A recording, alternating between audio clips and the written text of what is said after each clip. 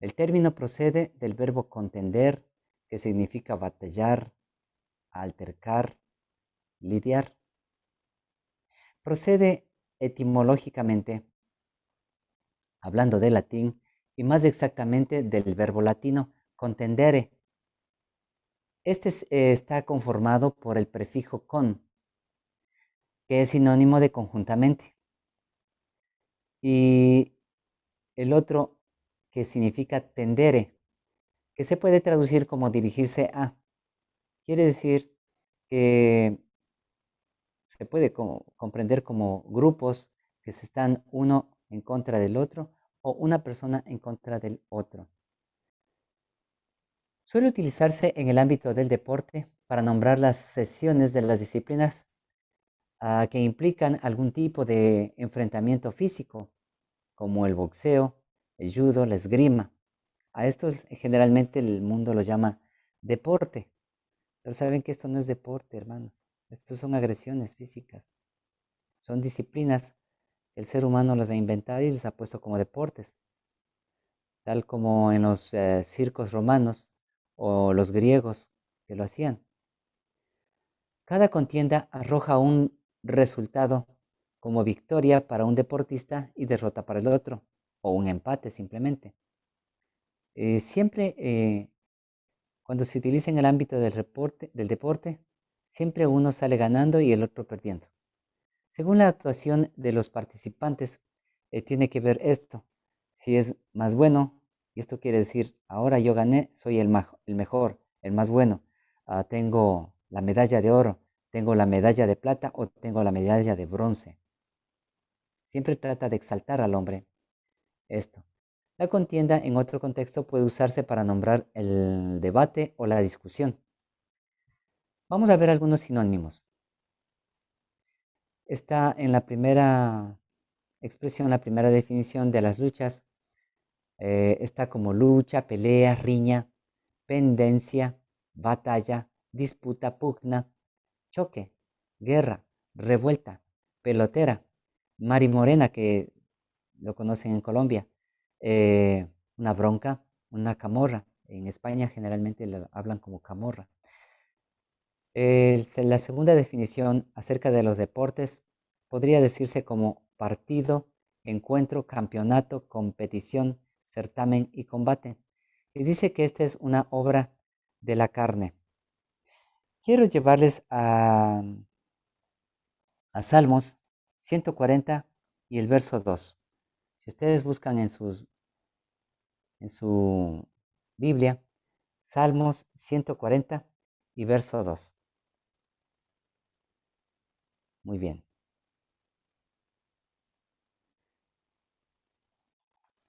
140 y verso 2.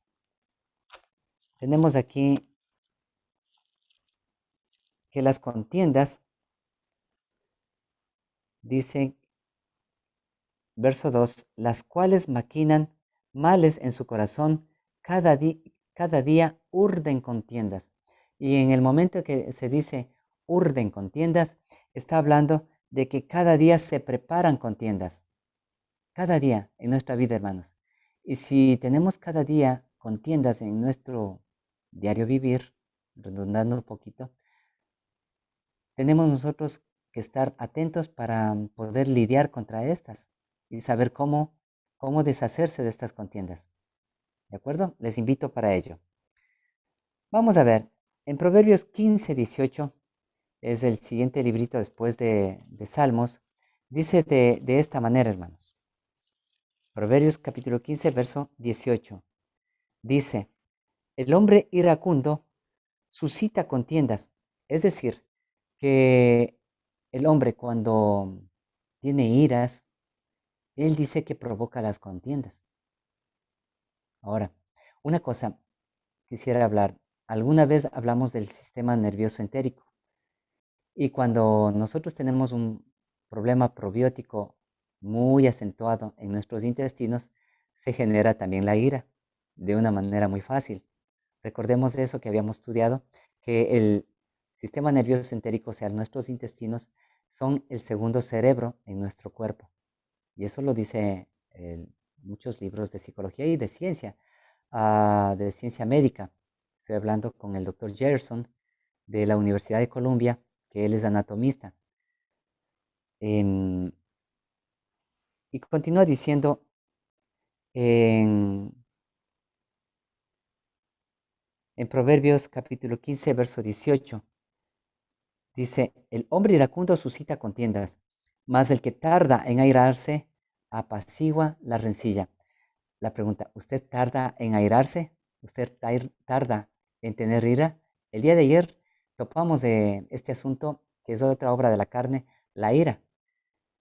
Dice que tarda, el que tarda en airarse apacigua este pleito, esta contienda, esta rencilla. Entonces, aquí hay una clave, hermanos, para poder dejar este problema de la contienda. Si se dieron cuenta, hay que ser menos iracundo cada vez. Y ya enseñamos ayer cómo dejar la ira. Proverbios 29-22. En el libro de Proverbios, el capítulo 29 y el verso 22 nos dice de esta manera, la soberbia del hombre le abate, pero al humilde de espíritu sustenta la honra. Queridos, en Proverbios 29-22 dice, el hombre iracundo levanta contiendas y el furioso muchas veces peca. Y el 23 dice, la soberbia del hombre le abate.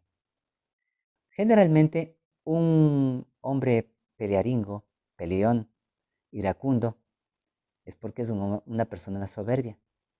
¿Eh? El verso de 19 de Proverbios 18, aquí tengo algunos proverbios, hermanos. Proverbios 18, verso 19, nos habla de esta manera. El hermano ofendido es más difícil de ganar que una ciudad fuerte, y las contiendas de los hermanos son como cerrojos de alcázar. Yo me quedé un poco preocupado de qué significaba este texto. Así es que me fue el comentario bíblico adventista, encontré algo, pero ¿saben qué? Aquí dice que ofender a quienes nos aman puede crear odio. ¿Y por qué es eso? Porque simplemente una persona a quien la tenemos confianza, a quien tenemos demasiado empatía, es nuestro amigo, nos ha traicionado. Y en ese sentido es lo que el odio es más fuerte, ¿no? El odio es más fuerte. Y ahí tenemos nosotros que es peor que hacerle a un extraño. Por ejemplo, entre hermanos suscitó el odio de Caín y Abel. También otros hermanos, Jacob y Esaú. Los hermanos con José, también que hicieron esta contienda, este problema. Hubo otro problema entre Absalón y Amón, ¿sí? Que Absalón planificó la muerte de Amón por 2 años. Por ejemplo, ahí tenemos dos amigos, Pablo y Bernabé, en su segundo viaje que tuvieron una disputa sobre Marcos. Y cuando tuvieron una disputa sobre Marcos, Bernabé, que era tío de Marcos, este se enojó muchísimo contra Pablo porque Marcos había desertado de la labor. Entonces, estos compañeros cercanos se fueron por caminos diferentes. Y saben, generalmente los mejores amigos, cuando llegan a tener problemas, alguna disputa, alguna pelea, llegan a enemistarse, pero por años de años y años. Hermanos, acá en el verso, quiero leerles nuevamente, verso 19, 18, 19. El hombre de grande ira, perdón, 19, sí, 18, 19, ¿sí? Dice, el hombre de grande ira lleva el castigo y tú lo libras, tendrás que volverlo a hacer. Escucha el consejo y recibe la corrección para que seas sabio en tu vejez. Muchas personas no somos sabios a la vejez, porque siempre estamos tratando y trabajando con con nuestro segundo cerebro más que con nuestro primer cerebro, con la mente. Y este cerebro segundo se daña por la ingesta de ciertos alimentos, específicamente como la carne. Ahí tenemos que mejorar nuestra microbiota intestinal. El verso de 18-19 dice, el hermano ofendido es más difícil de ganar que una ciudad fuerte, que una fortaleza. Y las contiendas de los hermanos son como cerrojos de alcázar. Un cerrojo de alcázar, hermanos, es una fortaleza. Quiere decir que es más difícil, hermanos, volverse a amistar con una persona que la conocemos que antes que con una persona que no lo conocemos. Bien, Proverbios 19:13. Vamos a ver en Proverbios 19:13. Miren lo que dice acá, y esto me dejó un poquito sorprendido y además preocupado. El hijo necio, dolor es para su padre. En otra versión leí que dice el hijo loco, es un dolor para el corazón de su padre. Y gotera continua, dice, las contiendas de la esposa. Es decir, que todos los días, hermanos, que no estoy hablando solamente para las mujeres, sino también para los varones en cuanto a los casados, ¿no? Dice que la esposa, hermanos, o el esposo podría ser, cuando están todos los días peleando, todos los días deliberando con problemas, dice que son como gotera continua. ¿Ustedes han visto que una gotera cae continuamente todos los días, todos los meses, todos los años y finalmente qué pasa? Llega a partir la piedra, llega a partir el cemento, llega a romper cualquier... Porque hermanos, las peleas, estas pequeñitas peleas todos los días, hace que se vaya, se vaya rompiendo la relación familiar. Queridos, y ahí tenemos los hogares rotos, los hogares que están disuadidos completamente, porque no hubieron la sanación, y la sanación es el perdón. Quiero llevarles a un consejo, hermanos. Segunda de Timoteo, capítulo 2. ¿Sí? El libro de Timoteo. Vamos a la segunda de Timoteo. Aquí estoy buscando en mi Santa Escritura. Segunda de Timoteo y el capítulo 2, el verso 23 al 25. La palabra del Señor dice aquí, pero evita las cuestiones necias e insensatas, sabiendo que engendran contiendas. Las cosas necias e insensatas debemos evitarlas, porque éstas generan siempre problemas, batallas, contiendas entre los seres humanos. El versículo 24 dice, porque el siervo del Señor no debe ser contencioso, no debe ser pelearingo. A veces cuando nosotros estamos estudiando la Sagrada Escritura con alguien, pero así no es. Pero es que acá dice esto, pero en la Biblia enseña esto. Entonces se contradijera la Biblia y comenzamos a pelear. Pero ¿qué dice? El siervo del Señor no es contencioso. ¿Usted es un siervo del Señor? Pregunto. Ah, no, claro, no estoy compartiendo los textos bíblicos. Usted tiene que buscarla en su Biblia, hermanos. El versículo 25 de segunda de Timoteo, capítulo 3, verso 25 dice, eh, perdón, el verso 24 continúa diciendo que no debe ser contencioso, ¿no? Sino que dice que tiene que ser afable.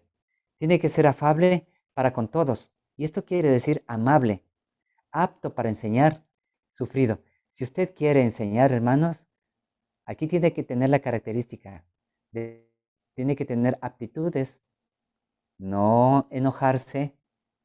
Si dicen algo en contra, pues no, simplemente la Santa Escritura dice de esta manera y nada más.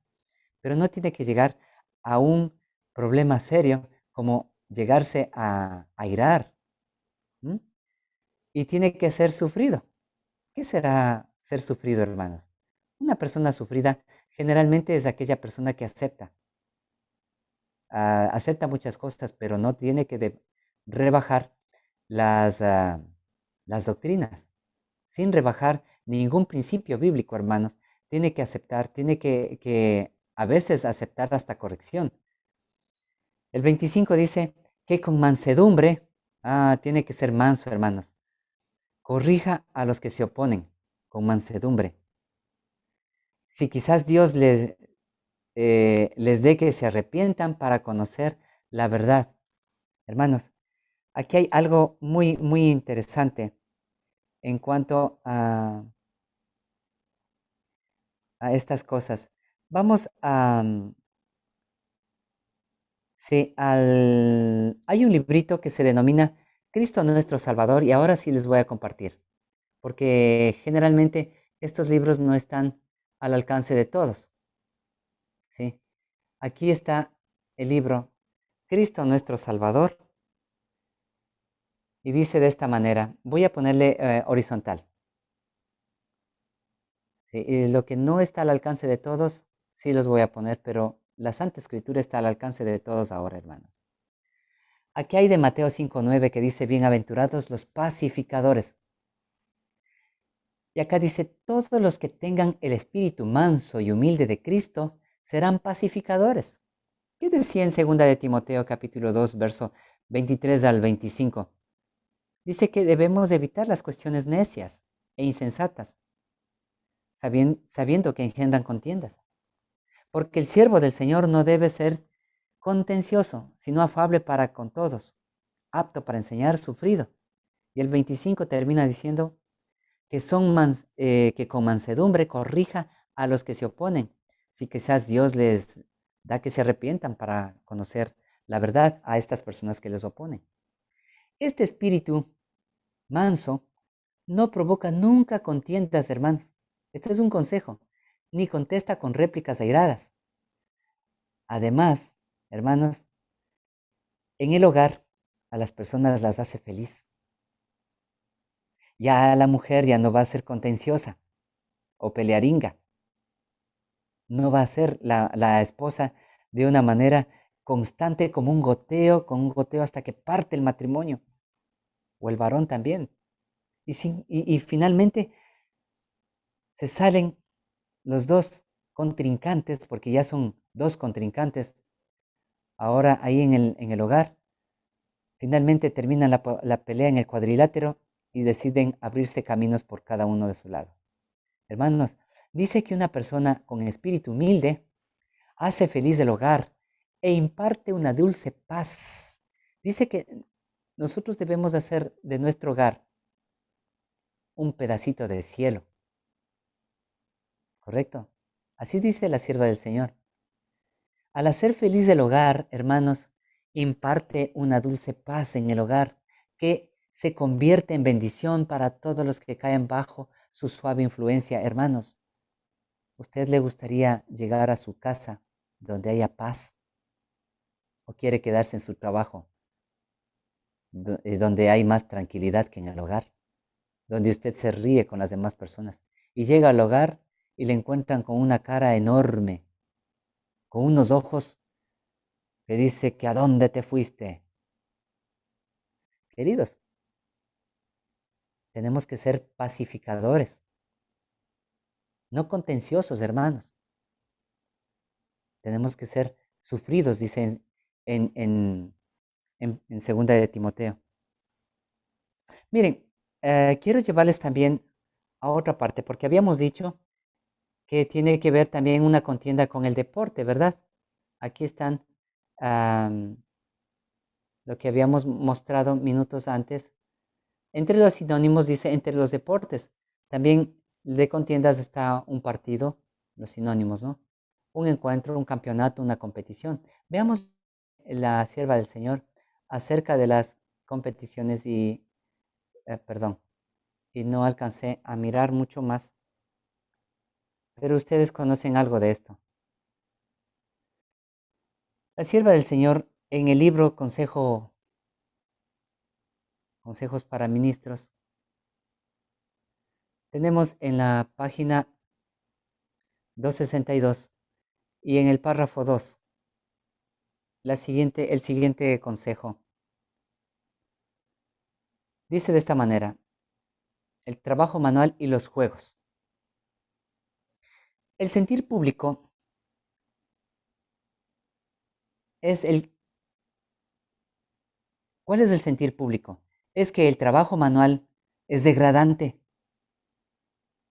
Es decir, que lo que usted hace con las manos, a veces tejer, bordar, quizás el alfarero arma una vasija, ir a labrar la tierra. Dice, para el sentir público, para el argot de las diferentes personas, es algo degradante. ¿Sí? Y sin embargo, los hombres pueden, dice, esforzarse tanto como quieren en el cricket, en el béisbol, en las contiendas pugilísticas, o sea, a golpes, ¿sí? Sin que se los considere degradados.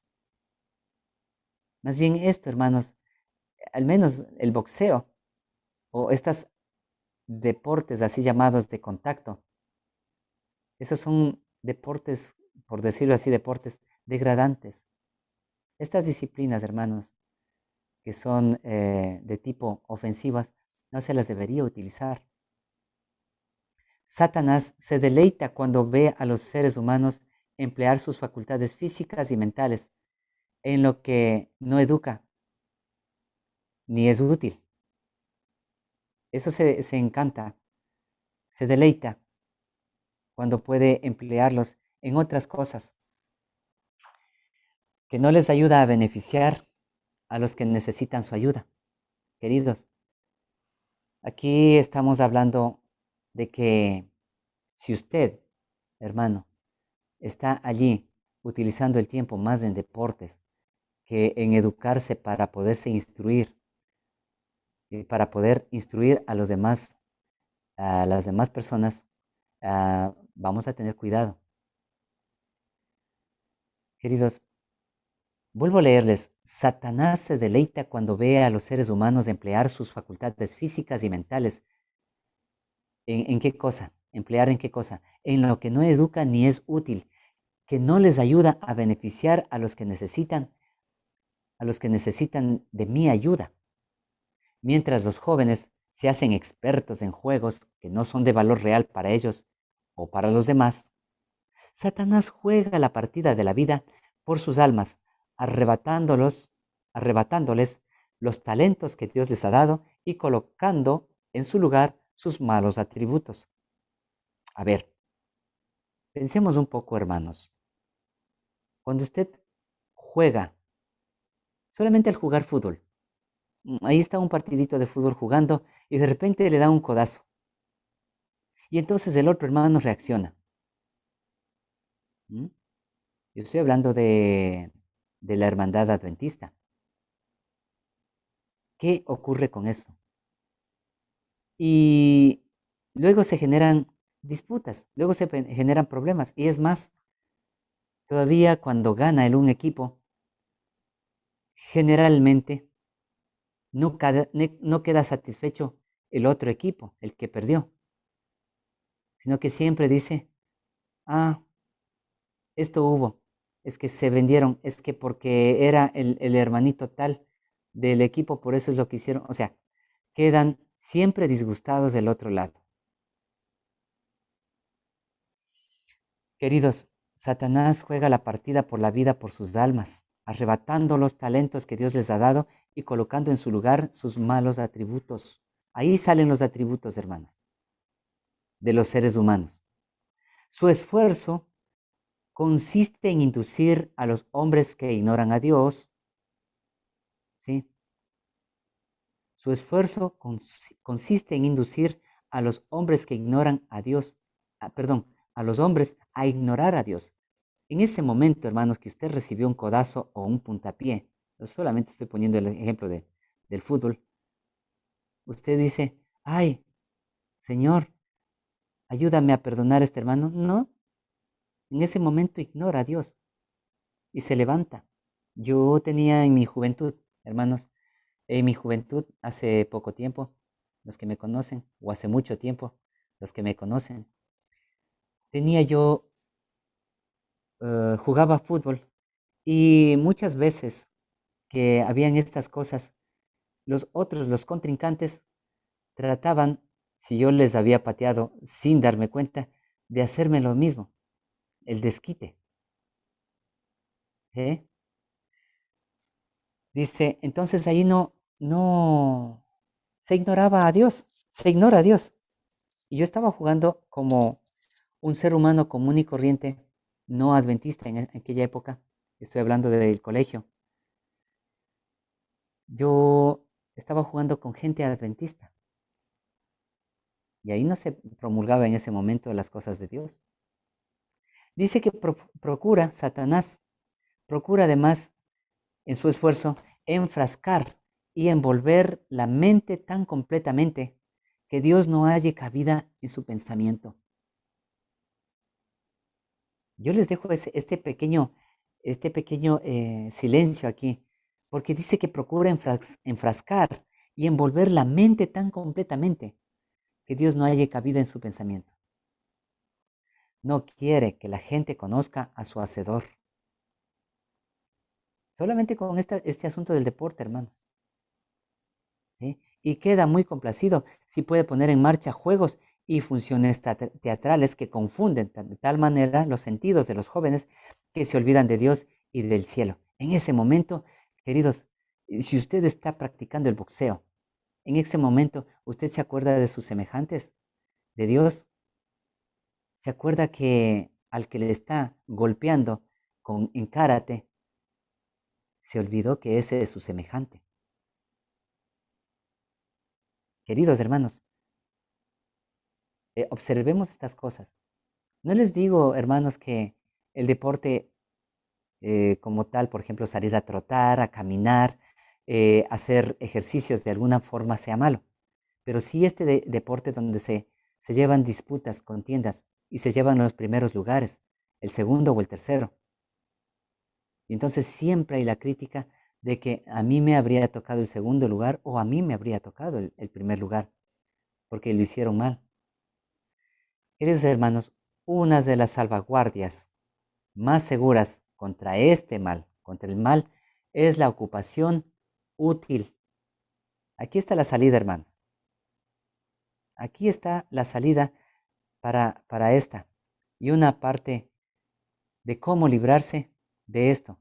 Hermanos, simplemente, si usted es fan del fútbol, del vóley o del básquet, quizás puede ir a practicar un poco, a soltar los brazos de alguna manera, pero no dedicarle tiempo a esto, porque acá dice que Satanás está tratando de llevar su mente a que se pueda omnibular, no entender las cosas espirituales. Y una de las salvaguardias más seguras contra el mal es la ocupación útil, hermano, la ocupación manual, de la que estábamos hablando al inicio del párrafo. Permítame llevarles acá al inicio del párrafo. Miren, el trabajo manual, dice la gente, el vulgo completamente, dice que es degradante. ¿Sí? Entonces, una de esas maneras es llevar al trabajo manual, que esa es una de las salvaguardias. Mientras que la ociosidad, y está hablando de la segunda parte, hermanos, es una de las mayores maldiciones, porque el vicio, el crimen y la pobreza siguen en su estela. Hermano, pero pues, yo pertenezco a la selección de fútbol y a mí me pagan bien. Mm, queridos hermanos, generalmente los jóvenes que reciben mucho dinero del fútbol llegan a tener vicios. muchos vicios, hermanos. Ahí está Armando Maradona, ya fallecido, por eso lo nombro, y no voy a mencionarles a muchos más. Queridos, el crimen y la pobreza después, porque hay gente, por ejemplo, acá en Ecuador, eh, tenemos a unos futbolistas, no quiero mencionarlos, que yo supe de la vida de ellos que ahora están muy pobres, porque se gastaron muchísimo en drogas, ¿sí? Y ahora están pobres. Y la pobreza sigue en su estela. Los que están siempre ocupados, que atienden alegremente sus tareas diarias, hermanos, y esto los recalco, deben ser estas tareas diarias alegres, son miembros útiles de la sociedad, ¿sí? Son miembros útiles a la sociedad. Por el cumplimiento fiel de los deberes que hayan en su senda, hacen que su vida les beneficie a ellos mismos y a los otros. Porque cuando usted empieza a tener motricidad fina, hermanos, y motricidad gruesa, eso es importantísimo para que usted pueda beneficiar a otras personas y a sí mismo. Es más, es más juicioso con las cosas, con las decisiones. El trabajo diligente los guarda de muchas trampas de las de que haya alguna mala ocupación para las manos ociosas. ¿Sí?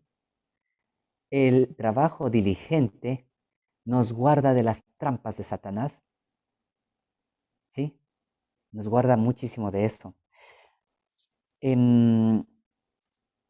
Quiero darle la solución. Perdón. Perdón, ahora quiero llevarles a cuál debe ser nuestra contienda real. Hebreos capítulo 12, verso 4. Nuestra contienda real. ¿Sí? En Hebreos capítulo 12 y el verso 4. ¿Sí? ¿Lo tenemos por allí? Dice, Hebreos 12, 4 dice, porque aún no habéis resistido hasta la sangre, combatiendo contra el pecado. Nuestra mayor contienda, si debemos ser contenciosos contra el pecado. Esa es nuestra mayor contienda. ¿Sí?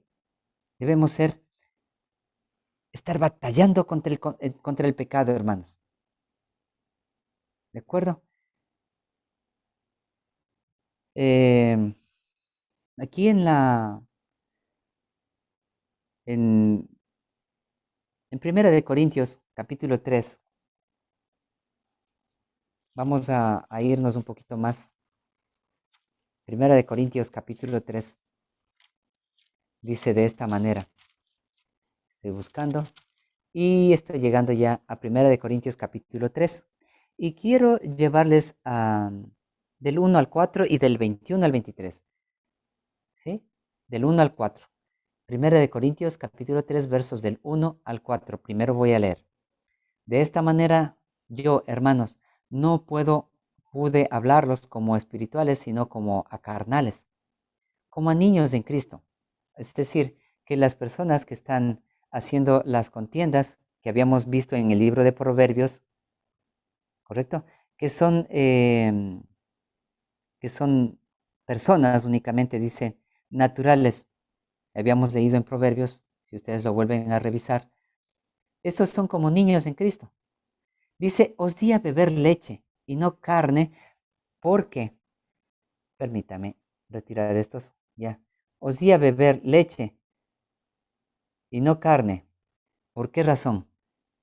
Porque no podíais digerirla, ni aún ahora podéis, porque aún sois carnales, pues habiendo entre vosotros celos y contiendas y divisiones, ¿no sois carnales y andáis como hombres? Así dice el apóstol Pablo, porque andan en contiendas. Ustedes son carnales y viven como hombres. Y el siguiente verso, el de 21 al 23, dice de la siguiente manera. Dice, así que, porque como ellos estaban disputándose entre que yo soy de Apolo, yo soy de Pablo, en este verso habla, en este capítulo habla de esa manera, Así que ninguno se gloríe en los hombres, ¿sí? Porque todo es vuestro, sea Pablo, sea Cefas, sea en el mundo, sea la vida, sea la muerte, sea lo presente, sea lo porvenir, todo es vuestro, hermanos. No, ustedes no pueden, hermanos, estar peleando por nada, sino que todo es vuestro, hermanos. Lo único que nosotros debemos pelear es contra el pecado, no pelearnos entre los hermanos, no haber estas discusiones como tuvieron Pablo y Bernabé, por eso está registrado, hermanos. Ahora, queridos hermanos, la solución, vamos a ver la solución. Salmos capítulo 18, Salmos capítulo 18 y el verso 43. Estoy buscando ahora el libro de Salmos y vamos a llegar al capítulo 18 y el verso 43. De paso, el Señor es obviamente que el Señor para todo pecado es la solución. Y aquí no es la excepción en este versículo 43 de Salmo 18. Dice de esta manera, me libraste de las contiendas del pueblo, me pusiste por cabeza de gentes, pueblo que no conocía y me servía. Hermanos, me libraste de las contiendas del pueblo. El pueblo puede ser una gran cantidad de pecado, podría ser, pero el Señor dice que nos libra de las contiendas del pueblo. Y luego que dice que me libraste de las contiendas del pueblo, y dice, me pusiste cabeza de gentes, pueblo que yo no conocía, me servirá. Ahora yo ya no sirvo a mis miembros, hermanos, ahora sirvo a Cristo. Hebreos 12, 14. Nuevamente regresemos al libro de Hebreos, el versículo 12, y nos quedamos en el verso 14. Muy conocidos, hermanos, de este libro de Hebreos 12 y 14. Muy bien. El verso 14 dice de esta manera, seguid la paz con todos. Ese es el consejo que nos da. Y la solución, dice, y la santidad, sin la cual nadie verá al Señor. Queridos hermanos, si yo no soy pacífico, yo no soy manso, yo no voy a tener paz y de esta manera no voy a tener santidad. Romanos 14, 1. Vamos a Romanos capítulo 14 y el versículo 1. Muy bien. Dice, recibid al débil en la fe, pero no para contender sobre opiniones. ¿Eh? Eso es lo que habíamos hablado minutos antes. Hermanos, el siervo del Señor no debe ser contencioso. En 2 de Timoteo lo habíamos visto. Y acá dice, recibid al débil en la fe, pero no para contender sobre opiniones. Ujú. Queridos, y continúa diciendo el siguiente verso, porque uno cree que ha de comer de todo, y el otro que es débil, come legumbres. El que come no menosprecia al que no come, y el que no come no juzgue al que come, porque Dios le ha recibido. Bien, este es un bonito estudio de Romanos 14 del 1 al 3. Pero queridos, nosotros no debemos juzgar a nadie que sea por débil en la fe, porque al momento de juzgar, hermanos, se promueve la contienda. ¿Eh? Entonces la solución aquí, no juzguemos a las demás personas y debemos recibirlos tal como están las otras personas débiles en la fe. En consejo para ministros, quiero llevarles aquí, en esta parte, en la página 415 y el párrafo 3, dice de esta manera, este conocimiento de suma importancia debe ser mantenido delante de nuestros hijos y jóvenes, no en forma arbitraria ni dictatorial, como una revelación divina, una instrucción de más alto valor, esencial para su paz. es esencial para su paz actual en este mundo de contiendas y luchas, y como una preparación para la vida futura en el reino de Dios. Y aquí está el consejo. Poned pues la palabra santa en sus manos. ¿Sí? Debemos estar ocupados, hermanos, en la palabra santa, para nuestros hijos, para nosotros mismos. Poned pues la palabra santa en sus manos. Estimuladlos a escudriñar sus páginas. Allí tesoros de valor inestimable. Y al recibir a Cristo como pan de vida, tienen la garantía de la vida eterna. Aquí lo voy a señalar, hermanos, aquí de esta manera, este parrafito con rojo, porque esto es importante, porque después de que usted tiene la santa palabra en sus manos, deberíamos recibir a Cristo como el pan de vida, porque la palabra de Dios es pan para cada día. Dice que tiene la garantía de vida eterna. Queridos hermanos, teniendo aquí las soluciones, el Señor Jehová nos va a librar a nosotros de las contiendas. Al enfermo, al débil en la fe, hay que sobrellevarle. ¿Sí? Tenemos que leer la Sagrada Escritura porque ese es el pan de vida que nos conduce a Cristo. Esa es la solución, hermanos, para evitar las contiendas. Y de esta manera usted va a aprender de Cristo que es manso y humilde de corazón. Y recién ahí dice, y hallaréis descanso para vuestras almas. Vamos a leer, eso está en Mateo capítulo 11, muy conocido el texto para muchas personas. Y acá dice de esta manera, Mateo capítulo 11 y el verso 28, 29, 30, desde el 28, dice así, venid a mí todos los que estáis trabajados y cargados, que yo os haré descansar. Llevad mi yugo sobre vosotros y aprended de mí, que soy manso y humilde de corazón. Ahí está la mansedumbre del Señor Jesús, la humildad del Señor Jesús.